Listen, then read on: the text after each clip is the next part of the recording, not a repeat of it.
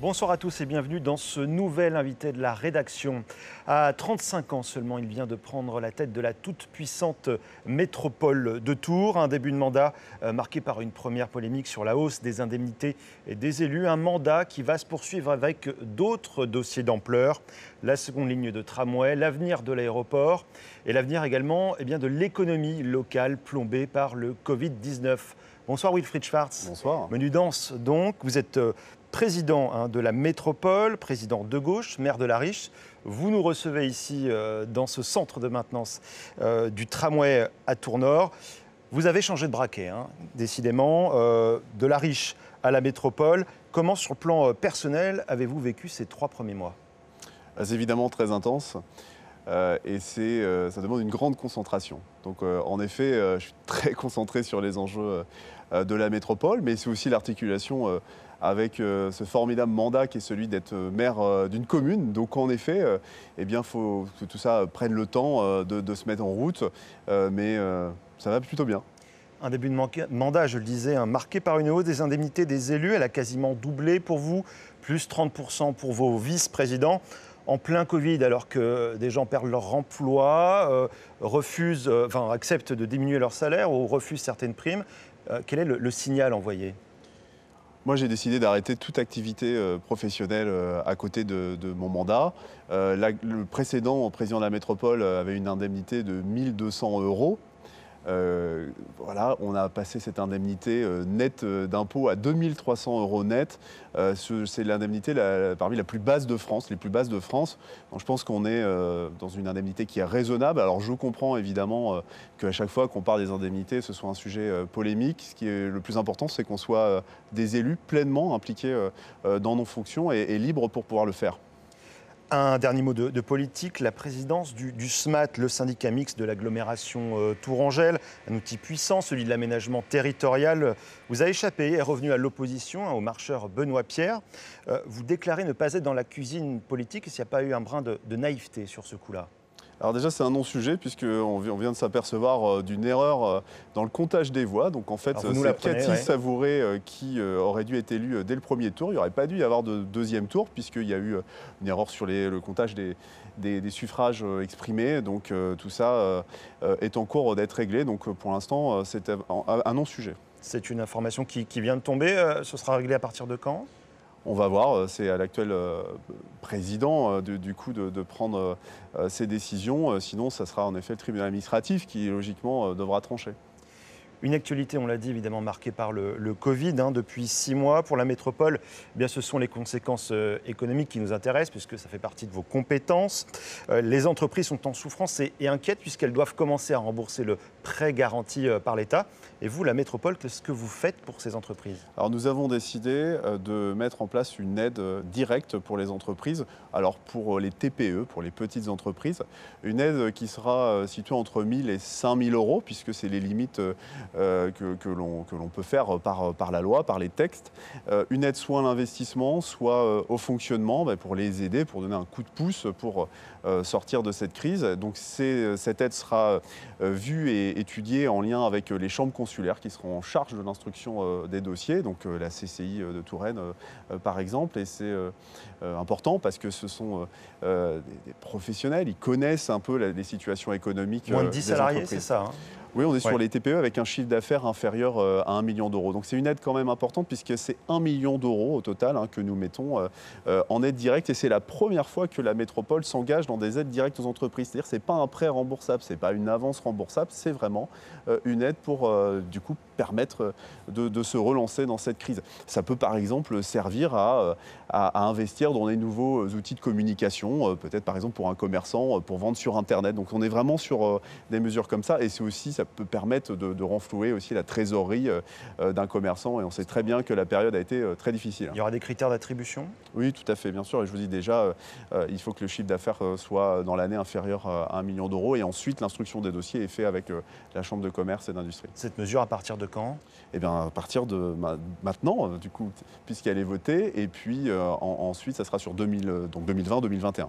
Quelles conséquences économiques aussi pour les finances de la métropole, cette crise ? Alors ça, ce les finances de la métropole, c'est le cas aussi pour l'ensemble des communes. Évidemment, nous avons dû acheter par exemple des masques. Alors c'est plusieurs millions d'euros. Nous avons dû en effet adapter un certain nombre de dispositifs. Je pense aussi aux communes qui ont eu des spectacles annulés, des pertes de recettes. Donc on a vraiment en effet une situation qui pour la fin de l'année 2020 est assez juste sur notre part du budget de fonctionnement. Vous Donc avez il faut des pertes faire de attention. recettes également ? Bien sûr, il y a des pertes de recettes. Et puis il y a eu un certain nombre d'indemnisations de réaliser. Il y a des choses qu'on n'a pas pu faire. Donc sur le budget de fonctionnement, c'est un peu juste. Sur le budget d'investissement, nous sommes un peu plus à l'aise. Mais il faut faire vraiment attention. Il y a des projets majeurs à venir sur notre territoire.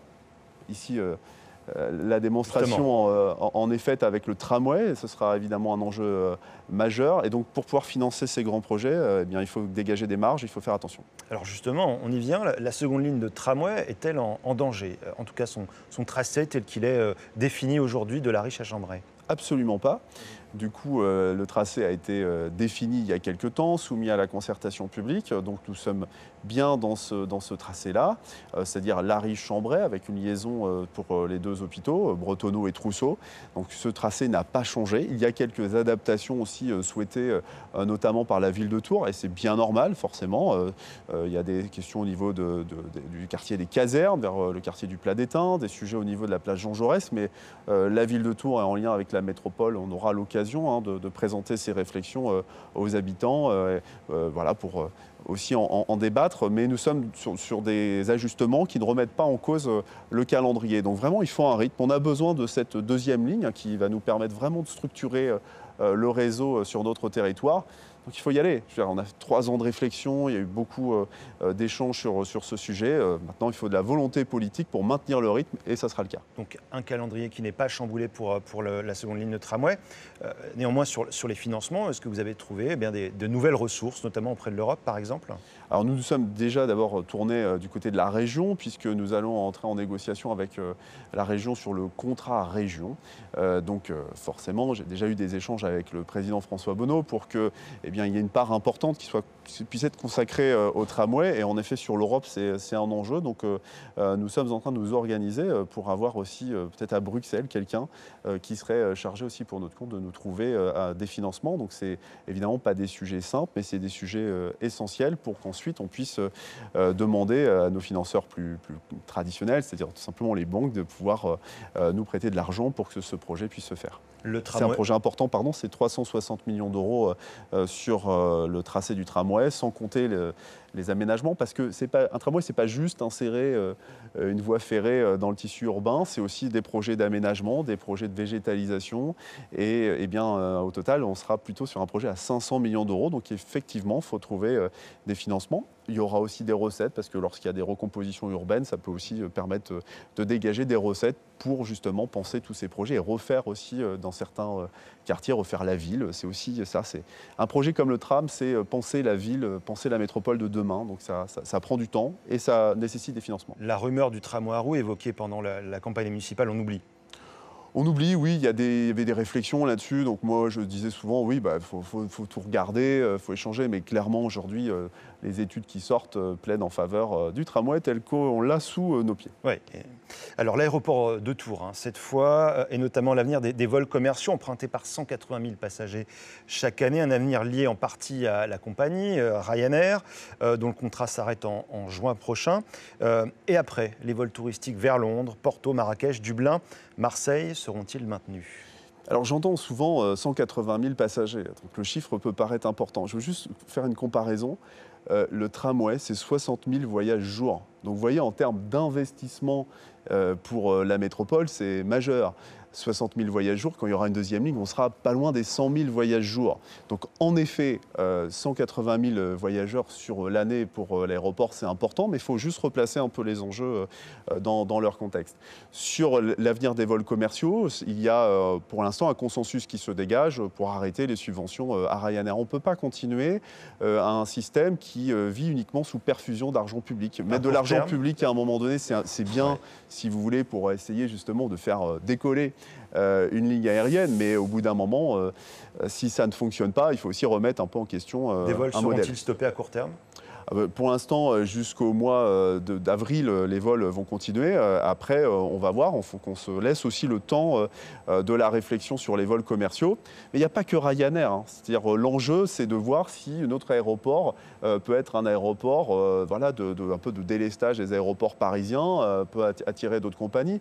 Enfin, il faut aussi prendre en compte le contexte actuel. Il y a quand même une crise au niveau du transport aérien. Donc ça, il faut aussi regarder où on en est. Et on souhaite prendre le temps aussi pour échanger avec le ministère des Armées, avec la Direction générale de l'aviation civile, pour savoir si notre aéroport fait partie d'un enjeu de stratégie nationale ou pas. Donc il faut quand même regarder tout ça avant d'investir des millions d'euros pour le pérenniser. Vous ne vous interdisez pas de supprimer certains vols touristiques, pour le coup?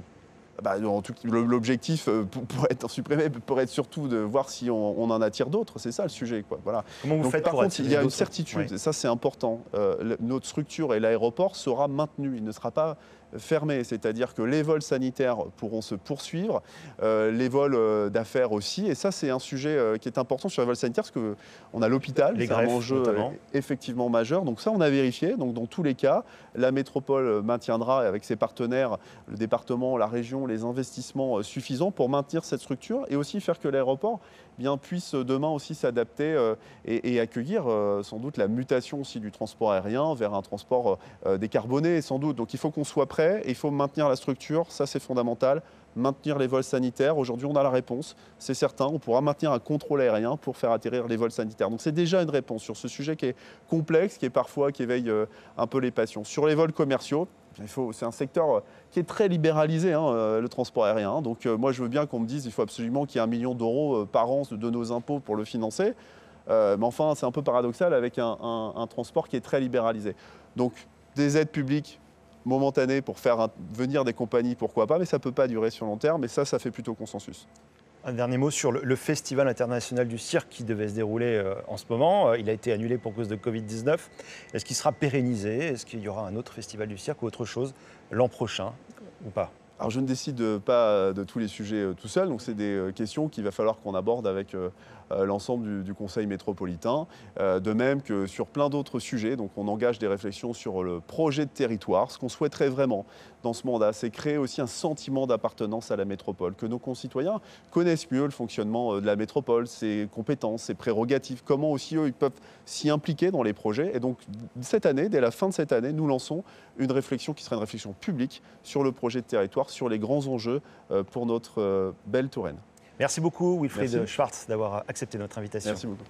Voilà, c'est la fin de cette interview. Merci à vous de nous avoir suivis. Très bonne soirée sur TV Tour Val de Loire.